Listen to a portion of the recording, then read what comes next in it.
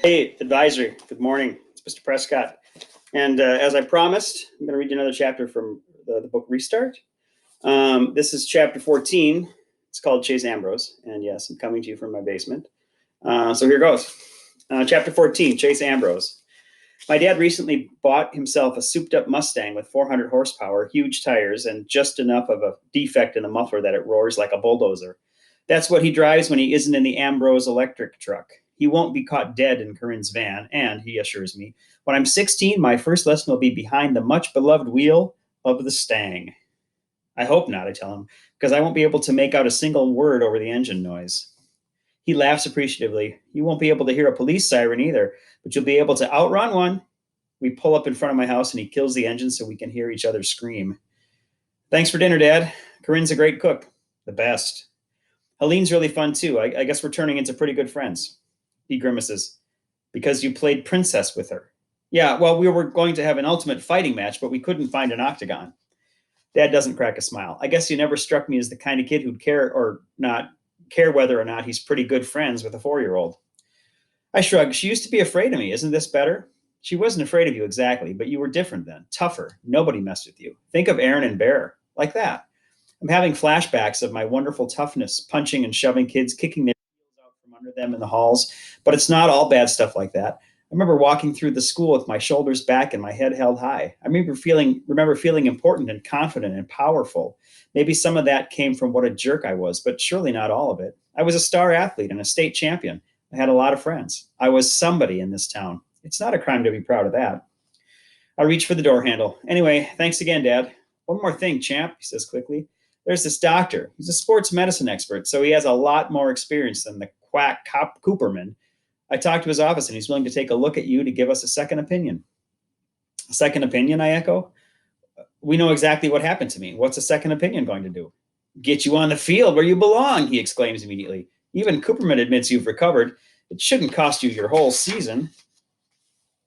Dr. Cooperman explained all that, I remind him. You know, abundance of caution and blah, blah, blah. And if that's the right move, Dr. Wynn will tell you the same thing. But if it's not, you're throwing away your 8th grade year. Maybe another state championship. Nobody's ever won 2 in a row, not even me. His face is flushed with passion. There's no doubt in my mind that he's 100% sincere. Even more amazing, he's talking about me surpassing what he accomplished on the Hurricanes. Obviously, there's a lot I can't remember, but for him to suggest I might go beyond him, that he might be second best after me, that's huge. How could I not see this Wynn guy? He's a specialist, which means he knows more about sports injuries than anybody, including Dr. Cooperman.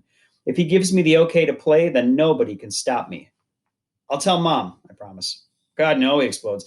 When I gawk at him, he adds, we don't want to worry her. She's got enough on her mind. I'll take it to Dr. Wynn, and when we get the all clear, then we'll find a way to bring it up to your mother. I don't want to get my hopes up too high. You mean if we get the all clear, I amend.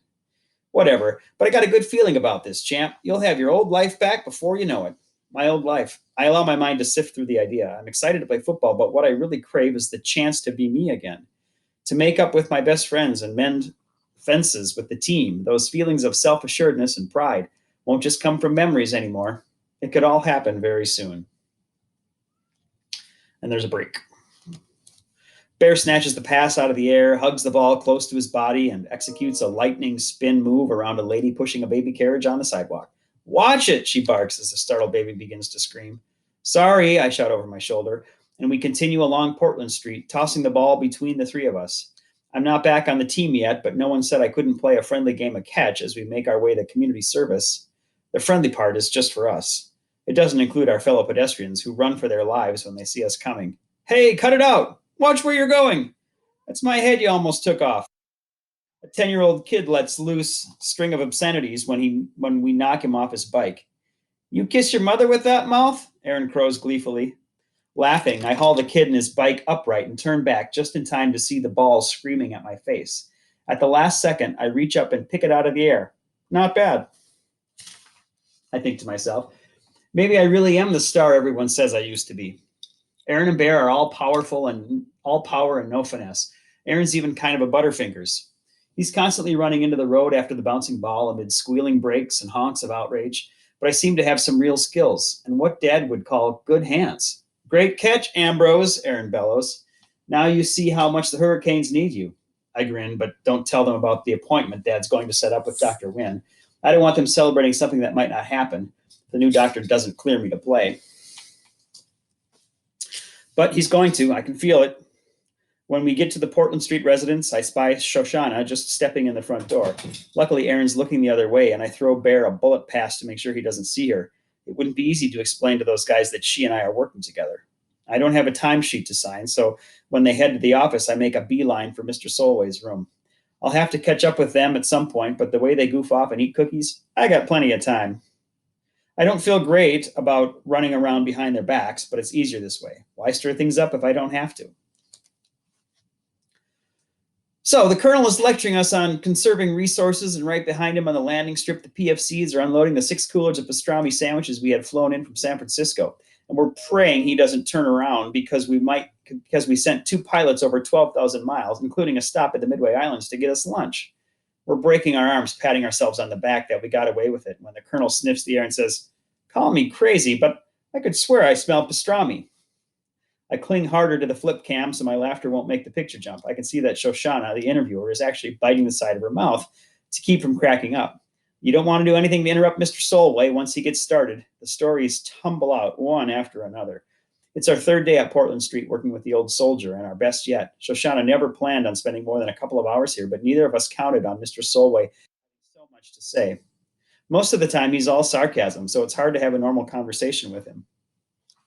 The big difference is Shoshana, who's a natural interviewer. She's so genuinely interested that she brings out the best in Mr. Solway. Some of the stories are sad, like losing friends in battle or having to rescue children orphaned by the war. Some are uplifting, the work of medics and nurses and the incredible heroism of ordinary soldiers. But amazingly, in the middle of all that suffering and violence, a lot of funny stuff happened too, like the pastrami incident, or the time General MacArthur's laundry was sent to their post by mistake, and they used his silk boxer shorts as party hats on New Year's Eve. I get the impression that Mr. Solway was the Army's version of a class clown, which doesn't really match the cranky old geezer he is now. Or maybe it does. I think of his mistrust of authority figures like doctors and administration. He saw almost as many of those during the war as he does today in assisted living. After he took out that tank, he spent 5 weeks in the hospital. He was nearly court-martialed for running an illegal gambling operation. He filled empty IV bags with helium and took bets on balloon races. While he's telling it to Shoshana, he's roaring with laughter. His face is pink from the joy of the memory. I had $50 on the hot water bottle. It was a lot of money in those days. And this crazy Texan threw a hypodermic needle like a dart and brought me down 3 feet shy of the finish line. I've never been so mad at anybody in my life. But I paid up. At least I was going to until the MPs raided the game, party poopers. Engrossed in the story, I nearly missed the twin gasps from the hall. I glance over my shoulder to spy Erin and Bear standing in the doorway, staring in bewilderment. Busted. Let's take a break, okay? I set down the camera and join them outside. What gives? Bear demands. First you come with us to community service when you don't have to. It's bad enough. But now you're making a movie about the place? It's for Video Club. And with Shoshana Weber? Erin cuts me off. Her stupid family got a sentence to the Graybeard Motel. Maybe I'm trying to make things right with her, I defend myself. Maybe if I help her with her project, the family will be in a more of a forgiving mood. Yeah, that'll work, Erin snorts. Listen, man, you might not remember how much the Webbers hate our guts, but I do. If it was up to them, we wouldn't be on community service. We'd be on death row. But hey, it's all good. If you want to spend your time with people who curse the day you were born instead of your true friends, it's not like we can stop you. I'm torn. On the one hand, I'm not doing anything wrong. Still, I've kind of brought this on myself by covering up the fact that I'm working with Shoshana. Erin looks honestly hurt, like I'm stabbing him in the back. And let's face it, he might be kind of right. After all, I didn't have to be so secretive about the video project. Bear chimes in. And of all the Dumbledores in this place, why do you have to pal around with that one? If you're looking for relics, this place is like an all-you-can-eat buffet. Why him? We're interviewing him, I try to explain. He's the most interesting person here. The guy's a war hero. They stare at me like I've got a cabbage for a head through a long, weird silence. Finally, Erin mumbles, yeah, you showed us the picture. The way you ignore all the residents here, I figured maybe you forgot. Yeah, well, we didn't, Bear snaps. We know all about Mr. Steinway. Solway, I correct. Erin is annoyed. Listen, when you're practicing football 3 hours a day and doing community service because you have to, not because it's your hobby, you've got a lot more on your mind than remembering every old coot's name. Come on, Bear. Look who's talking about forgetting, Bear adds resentfully as they headed down the hall. Way to go, Chase. I chew myself out as they round the corner. This is exactly what I was trying to avoid. And now they're ticked off at me. Worse, they feel like they can't trust me anymore. What next, huh? When I re enter the room, the first thing I see is Mr. Solway's walker standing against the wall. The old soldier himself is up on his feet, directing Shoshana, who is pulling a heavy box out of the closet. You know, she's saying, I thought being in the army taught people to be more orderly. Mr. Solway throws his head back and guffaws loudly. I'm the exception to that rule. Some of the fellows to this day, they make a bed so tight you could bounce a quarter off the blanket. Me, I always hated the spit and polish. I promised myself that the minute there was no sergeant around to search for a speck of dust on my boots, I was going to be as messy as I wanted to be. Well, in that case, Shoshana informs him, this closet is your crowning glory. Instead of being insulted, the old soldier looks kind of pleased. I can see it from all the way across the room. There are a few shirts, pairs of pants, and one suit on hangers pushed over on one side. The rest of the space, 90% of it, is jam-packed with what can only be described as stuff. Picture the entire contents of a house crammed into a tiny 4x4 space. All the things that would end up in the basement, the garage, the attic live in that closet. There are books, ping pong paddles, a broom, a couple of bowling trophies, hip waders, and a fishing rod, framed pictures, a weed whacker, ice skates, a 3-foot-high oriental vase with a crack up the side, a golf umbrella, a garden gnome, luggage, and cartons of varying sizes. As I cross the room, I get a peek inside the box that Shoshana dragged out. It contains 3 replacement furnace filters, jumper cables for a car, and a sterling silver nutcracker set. It looks like exactly what it is, the things a person collects over 86 years. And when that person moves to a place where all the storage space is one little closet, it gets pretty tight in there.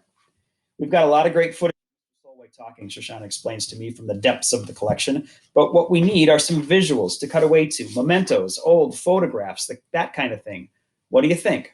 When we're talking project business, she sometimes slips up and treats me like a fellow human. Good idea, I agree. Mr. Solway peers into another box. Son of a gun, I was wondering what I did with that 32-piece ratchet set. I look at him standing up and walking on his own, even bending over to see inside the carton. It's hard to believe that this is the same Mr. Solway that I first met, struggling on the walker and never even bothering to open the blinds to let some light into this gloomy room. Maybe when his wife died and he moved into Portland Street, he lost focus because everything in his life used to revolve around her. But now that Shoshana and I are coming over to work on the video, he's totally different. He wants to present himself well on camera, so he shaves, dresses well, stands straighter, and walks better. According to the nurses, his appetite has improved at mealtimes. We dig around some more, moving stuff out of the closet and unpacking boxes until the floor is covered in knickknacks. We do find a few things that we can use in the video, black and white photographs from the barracks in Korea, Solway's wedding picture in a double frame with one from their 50th anniversary, his old military dog tags, and another set belonging to a buddy who was killed in the war. We've got enough, but Shoshana is like a bloodhound on her hands and knees in his closet, running her hand along the baseboard. What are you doing back there, Mr. Solway asks. Drilling for oil? She reaches behind a golf bag and draws out a navy blue velvet jewelry box of an old triangular shape. Embossed in silver on the lid is the Great Seal of the United States. You found my medal, Mr. Solway claims in amazement.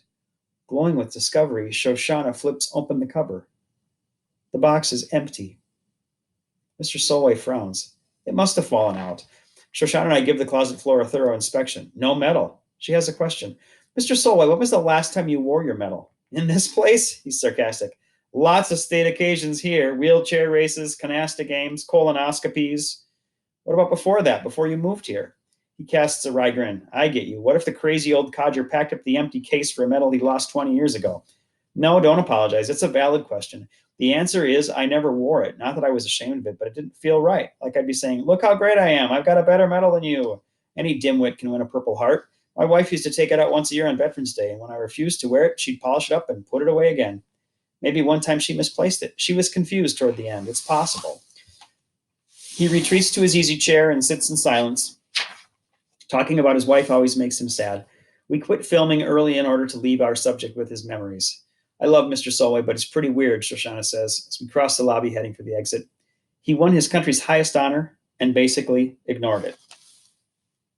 People were different back then, I offer. More modest. Yeah, sure, modest. But to care so little that you don't even bother to open the case to see if the medal's still there, and then hide it in the back of your closet behind a golf bag, you got to be a real oddball. We're going through the sliding doors, which might be why she doesn't notice that I stagger for a split second. Missing medal. Empty case buried under tons of junk. Mr. Solway's medal wasn't lost. It was stolen. Somebody pocketed it and tossed the case where it would be hard to find. Who would do such a thing? There are plenty of possibilities. Portland Street is a busy place with a big staff, doctors, nurses, attendants, service people. There were painters in recently. It could have been one of the other residents or even a visitor. But as I run my mind over the range of suspects, an image keeps forcing itself in front of my eyes.